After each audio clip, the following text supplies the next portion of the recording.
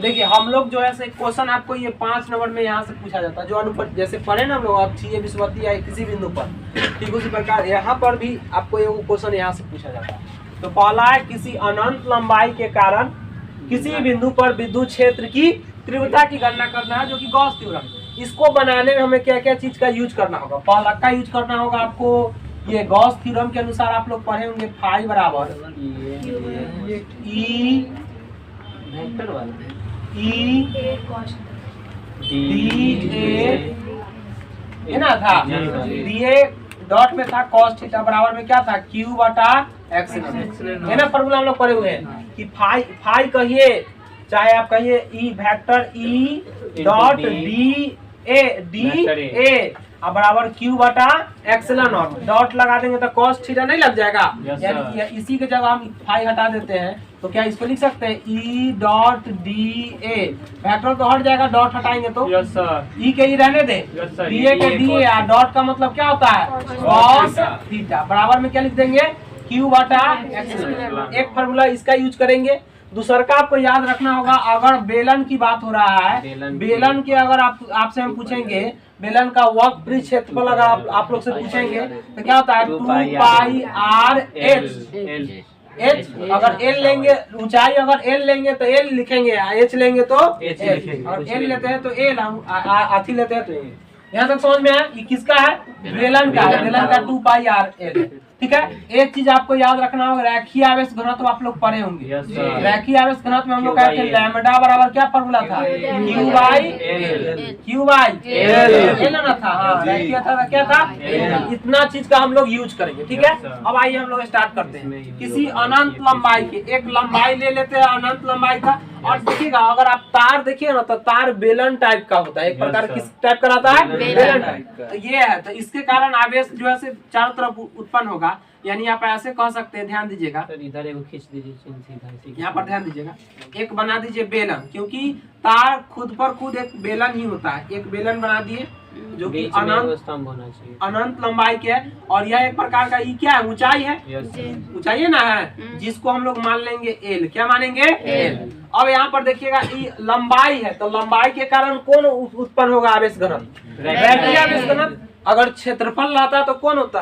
पृष्ठीय आवेश घनत्व। अगर आयतन रहता तो क्या होता? आयतन। ये हम लोग पढ़ा चुके हैं, लेकिन देखिए पर ध्यान, अगर हम बात करते हैं, ये हो गया ई, इसकी त्रिज्या हो जाएगा आर। अब देखिए 3 गो बिंदु पर विद्युत क्षेत्र उत्पन्न होगा। एक बिंदु यहाँ पर उत्पन्न होगा विद्युत क्षेत्र ई, मान लीजिए E1 विद्युत क्षेत्र उत्पन्न हुआ। एक बिंदु इसके सतह पर बीच में उत्पन्न होगा, जिसको हम कहेंगे E2। क्या कहेंगे? E2। और एक यहाँ पर उत्पन्न होगा, जिसको हम लोग क्या कहेंगे? क्या कहेंगे? अगर थोड़ा सा ध्यान दीजिएगा तो यहाँ पर 90 डिग्री कोण बनेगा। कितना डिग्री के? 90 डिग्री। यहाँ पर भी कितना बनेगा? 90 डिग्री। लेकिन यहाँ पर जो कोण बन रहा है, यहाँ पर रुका है कितना डिग्री? 0 डिग्री। तो सबसे पहले तो लिखेंगे, माना कि ए लंबाई ले लेते हैं ए, क्या ले लेते हैं? ए। इसको क्या लेते हैं? बी। माना कि ए बी कोई अनंत लंबाई का क्या है? तार है, जिसमें क्या कहिएगा? माना कि ए बी कोई क्या है? अनंत लंबाई के तार है, जिसमें कौन आवेश घनत्व उत्पन्न हो रहा है? रेखीय आवेश। रेखीय मतलब लंबाई में। तो यह लिखेंगे, माना कि ए बी एक अनंत लंबाई का क्या लिया? तार लिया। माना कि ए भी एक अनंत लंबाई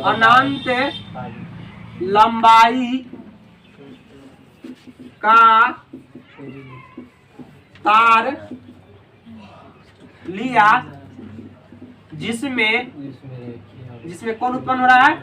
जिसमें रेखीय आवेश घनत्व उत्पन्न हो रहा है। कौन आवेश घनत्व उत्पन्न हो रहा है? रेखीय आवेश घनत्व उत्पन्न हो रहा है। भूल जाइए थोड़ा देर के लिए, साफे भूल जाइए कि कुछ है। आपको सीधे एक बेलन बना लेना है। ठीक है। बेलन बनाने के बाद इसका नाम रख देना है ए, इसका नाम रख देना है बी, और ये जो लंबाई है इस लंबाई को एल मान लेना है। क्या मानना है? और यहाँ पर विद्युत क्षेत्र E1 दे देना है, एगो बीच में दे देना है E2, एगो यहाँ पर क्या देना है? वो सब भूल जाइए। यहाँ तक समझ में आ गया। और तब यही बात लिखी है क्या कि माना कोई ए बी अनंत लंबाई का क्या लिया? तार। एक तार लिया जिसका नाम क्या है? A B. जिसमें कौन आवेश घनत्व उत्पन्न हो रहा है? तो रैखिक आवेश घनत्व। और आपको याद होगा रैखिक आवेश घनत्व लैम्बडा से सूचित किए थे, और लैम्बडा बराबर फॉर्मूला क्या था? Q by L. अगर आपको नहीं पता तो याद रखिएगा, लैम्बडा बराबर क्या होता है? Q by L. इसको हम लोग कहते हैं लैम्बडा कहते हैं। क्या कहते हैं? अच्छा, इसमें कैंचिया गुना कर देते, ध्यान से समझिए, पूरा सीरियस नहीं है समझो। अगर इसमें कुछ ना बाटा में तो 1 कर सकते हैं। अच्छा, इसको इससे गुना कीजिए, इसमें इससे गुना करते हैं, तो 1 में Q से गुना करेंगे, कितना आएगा? क्या आएगा? Q। तो Q में और इससे गुना करेंगे लैम्बडा में L से, तो लैम्बडा L आएगा। क्या आएगा? Lambda L। सब ध्यान दीजिए, लैम्बडा L यहाँ तक रहने दे। अब देखिएगा, हम लोग जानते हैं, बात कर रहे हैं गॉस प्रमेय। तो गॉस प्रमेय के अनुसार हम लोग फॉर्मूला तो जानते हैं, गॉस प्रमेय के अनुसार हम लोग तो फॉर्मूला जानते हैं। ध्यान दीजिए, पूरा ध्यान दीजिए। अब लिखेंगे गॉस प्रमेय, गॉस प्रमेय से, क्योंकि इसी प्रमेय का तो यूज करना है, इसी ने अकॉर्डिंग टू गॉस थ्योरम। तो अकॉर्डिंग टू गॉस थ्योरम के हम लोग जानते हैं, एक फॉर्मूला हम लोग जानते हैं। क्या जानते हैं? E बराबर vector dot D A vector बराबर में क्या था? Q बटा एप्सिलॉन। और ये सब किसके बराबर था? फाई के बराबर था। या तो फाई बराबर लीजिए या तो ये लीजिए, दोनों क्या आ जाएगा? एक। तो हम खाली इसको बराबर करते हैं, क्योंकि ये इसके बराबर है, ये इसके बराबर था, ये दोनों आपस में बराबर नहीं होगा। तो अब ध्यान दीजिए, क्या है आपको फॉर्मूला याद रखना है? गॉस प्रमेय के अनुसार क्या होता है? फाई बराबर E vector dot D A vector बराबर Q बटा एप्सिलॉन। अब थोड़ा सा ध्यान दीजिएगा, अगर हम कहते हैं कि इस डॉट को हटाएंगे तो फिजिक्स में डॉट का मतलब क्या होता है? Cos theta. आपको याद रखना, डॉट का मतलब होता है कॉस थीटा, और क्रॉस का मतलब क्या होता है? Sine theta. अब इस फाई को हटा देंगे, क्योंकि ये सब आपस में बराबर, E वाला E बराबर है, E वाला E बराबर है, तो हम ना कह सकते हैं दोनों आपस में बराबर है। तो क्या लिखिएगा? E वेक्टर हटा दीजिए, डी ए, और डॉट का मतलब क्या होता है? Cos theta. अब बराबर में क्या हो जाएगा? Q बटा एप्सिलॉन। देखिए ना, फाई किसके बराबर है? इसके बराबर है। और फिर E किसके बराबर? इसके बराबर। तो हम कह सकते हैं फाई बराबर होगा Q बटा एप्सिलॉन, चाहे E वाला बराबर होगा इसके, दोनों में से कोई बराबर हो सकता है, तो कोनो एक ले। अब देखिएगा, ध्यान दीजिएगा, अब कई जगह विद्युत क्षेत्र उत्पन्न हो रहा है? 3 जगह, एक यहाँ, एक यहाँ, एक यहाँ। सर, तो इसका 0 डिग्री कोण कैसे बनेगा? इसका देखिए, इसका 0 डिग्री, जैसे इसके बीच बात करते हैं, ये वाला तो बन गया पूरा का थी 90 डिग्री। ये वाला इसके बीच जो कोण 90 बना। अब फिर देखिएगा, इसके बीच में ये लाइन और ये लाइन के बीच में 90 बना।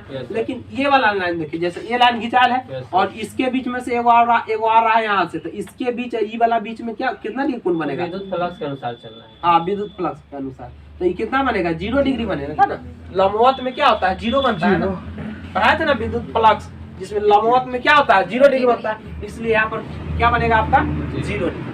अब थोड़ा सा ध्यान दीजिए, अब हम लोग बात करते हैं कि टोटल फ्लक्स उत्पन्न हुआ E1, E2 और E3। अब विद्युत फ्लक्स का मतलब होता है कुल विद्युत क्षेत्र की संख्या। तो हम लिखेंगे कुल विद्युत फ्लक्स, कुल विद्युत फ्लक्स। तो कुल विद्युत फ्लक्स बोलिएगा कई गो उत्पन्न होगा? E1, E2 और E3। यानी सब कुछ वैसा ही रहेगा, एक जगह E1 रहेगा, एक जगह E2, एक जगह E3। तो क्या हो जाएगा? E के जगह क्या हो जाएगा? E1 ना होगा। आई वाला क्या हो जाएगा? DA cos थीटा प्लस, फिर उसके बाद इसके लिए लिखे तो खाली E1, अब यहाँ E1 है, उससे अब क्या हो जाएगा? E2। तो यहाँ लिखेगा कथी? E2 DA cos थीटा ना। अब प्लस फिर क्या लिखिएगा? E3 का, तो क्या कहेगा? E3, या फिर ये क्या रहेगा? DA cos theta. अब बराबर में देखिए, तो आप बराबर में क्या दिया होगा? Q बटा। यहाँ तक सबको समझ में आया? विद्युत फ्लक्स में हम जो जानते हैं 3 गो उत्पन्न हुआ है, तो यही चीज को कई बार लिख दिए? 3 बार लिख दिए। खाली जहाँ जहाँ E था वहाँ पर E1, E2 और E3, बाकी बात सबको क्या किए? जैसे के तैसे। अब देखिएगा, यहाँ पर थीटा का मान E1 पर कितना डिग्री कोण बनेगा? 90। अच्छा, E2 में कितना बनेगा? 0। और E3 में कितना बनेगा? 90 ना बनेगा। खाली देखिए, E1 के E1 ना दीजिए, E1 DA cos, थीटा का जगह कितना डिग्री? 90 डिग्री प्लस E2 के E2 रहने दे, DA cos थीटा का मान कितना रखिएगा? यहाँ पर 0 डिग्री, cos कितना रखिएगा बुआ? 0 डिग्री।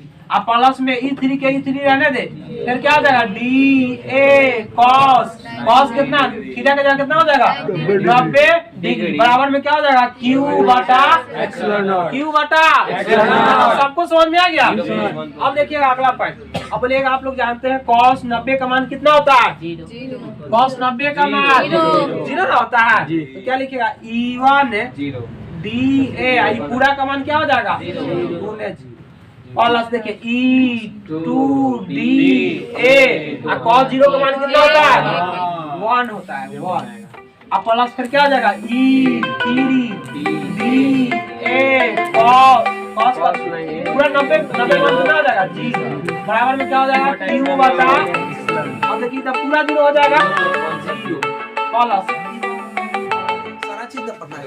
चलिए देखिएगा यहाँ पर, अब देखिए इधर 0 हट जाएगा, ये भी क्या हो जाएगा 0 हट जाएगा, क्या होगा E2 क्या हो जाएगा डी, सर ये डी लेके गला चल रहे हैं बाहर, नहीं लेते तो कोई दिक्कत, अच्छा कोई दिक्कत है, डी छोटा दूरी को दर्शाता है। अब देखिए E2 के E2 रहने दे, E2 के E2 और डीए तो क्षेत्रफल है, तो क्षेत्रफल हम लोग जानते हैं बेलन का भाग पूछा क्या होता है पाई आर एल, एच होता है लेकिन इसको हम लोग क्या माने एल ना माने, तो क्या हो जाएगा 2 पाई आर एल, इसका फॉर्मूला डीए का। अब बराबर में देखिए Q बटा x, अच्छा देखिए ना Q का मान यहाँ से रख दे, Q बराबर क्या होता है लैम्डा एल, Q बराबर क्या होता है लैम्डा एल, यहाँ लिख दीजिए लैम्डा एल, किसके बदला में Q के बदला में, अब बटा में क्या है एप्सिलॉन नॉट, बटा में अब देखिए कुछ कटेगा, देखिए दोस्त कौन कट जाएगा एल से एल खत्म हो गया, अब कोई नहीं कटेगा, तो बच क्या गया आपका ध्यान दीजिए, बच क्या गया है, तो बचा यही ना E2 गुने 2 पाई आर, अब बराबर में लैम्डा बटा एप्सिलॉन, हमको तो E2 का मान निकालना है, तो क्या हो जाएगा E2 बराबर हो जाएगा पूरा गुना में धराएगा तो भागा में क्या हो जाएगा लैम्डा बटा 2 पाई, पहले एप्सिलॉन नॉट लिख दे, एप्सिलॉन नॉट इनटू क्या हो जाएगा, यही फार्मूला हम लोग को क्या करना था, ध्यान से कोई नहीं लिखेगा, लेकिन के लिए और लेके आगे हम पेपर इतना देखिए। क्वेश्चन क्या है आपका कि किसी अनंत, पूरा दिमाग को समझिए, किसी अनंत लंबाई के पतले तार के कारण किसी बिंदु पर विद्युत क्षेत्र की तो इसके लिए हम लोग क्या किए, एक अनंत लंबाई का तार ले लिए जो बेलनाकार होता है, तार खुद में खुद बेलनाकार होता है, इसको मान लिए ए बिंदु, इसको बी, यहाँ पर 3 गो विद्युत क्षेत्र उत्पन्न होगा, एगो E1 सिर पर और फिर E2 मध्य में और E3 लास्ट में। अब यहाँ पर यही बात लिख दिए क्या कि माना कि ए भी एक अनंत लंबाई के पतला क्या है तार है, और जिसमें कौन उत्पन्न हो रहा है रैखिक आवेश, तो रैखिक आवेश घनत्व का फॉर्मूला हम जानते हैं लैम्डा बराबर क्यू आई एल, यहाँ से क्यू का मान निकाले तो क्यू में 1 से गुना करेंगे तो क्या हो जाएगा क्यू, और लैम्डा में एल से गुना करेंगे तो लैम्डा एल हो जाएगा, आवेश होता तो उसके अकॉर्डिंग, हाँ पृष्ठीय रहता तो पृष्ठीय पर क्या करते, हमको तो लंबाई में नहीं निकालना है अनंत लंबाई में, तो Q बराबर क्या हो गया लैम्डा एल। अब हम लोग किस प्रमेय का यूज करेंगे, गॉस प्रमेय बराबर फाई बराबर क्या होता है E डॉट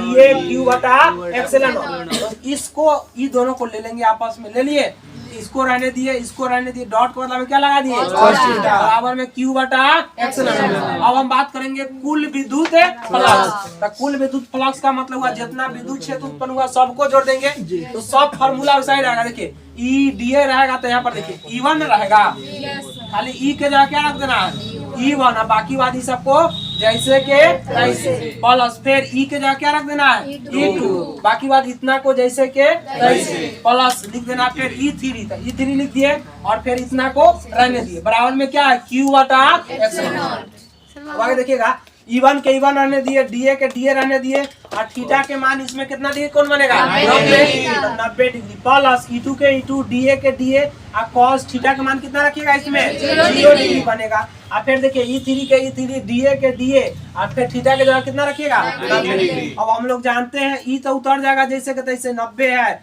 ये वाला देखिए इतना तो उतर जाएगा, लेकिन cos 90 का मान कितना होता है 0, प्लस फिर इतना उतर जाएगा, लेकिन फिर cos 0 का मान कितना होता है 1, प्लस फिर इतना उतर जाएगा, लेकिन cos 90 का मान कितना होता है 0, बराबर में क्या Q बटा एप्सिलॉन, और पूरा 0 तो पूरा ना 0, अब देखिए इसमें 1 से गुना करें तो 1 छूट जाएगा, क्या हो जाएगा E2 गुने DA प्लस इतना पूरा 0 हो जाएगा 0, बराबर में Q बटा एप्सिलॉन नॉट। 0 0 खत्म। क्या हुआ E2dA बराबर Q बटा एप्सिलॉन नॉट। अब हम लोग जानते हैं ये एक प्रकार का बेलन है और बेलन का वक्र क्षेत्रफल क्या होता है 2 पाई r। एच के जगह क्या होता है ली है लंबाई एल है। ये फॉर्मूला यूज करेंगे तो E2 के E2 गुने DA का फॉर्मूला क्या लिखेंगे 2 पाई r l। 2 पाई r l बराबर में देखिए Q बटा एप्सिलॉन नॉट।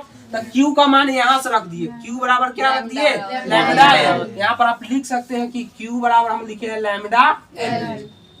तो देखिए यहाँ पर लैम्डा एल Q के जगह क्या लिख दिया लैम्डा एल बटा में क्या है देखिए तो इधरो एल है इधरो एल है तो एल से एल खत्म हो जाएगा बच क्या जाएगा तो E2 2 पाई r बराबर में लैम्डा बटा एप्सिलॉन नॉट। अब यहाँ से तो हमें E2 का मान निकलना है तो E2 के रहने दिए। अब देखिए ई वाला 2 पाई r गुना में जाएगा तो भागा ना हो जाएगा तो लैम्डा बटा 2 पाई या पहले क्या लिख दिए एप्सिलॉन नॉट इनटू r। समझ में आ गया फॉर्मूला समझ में।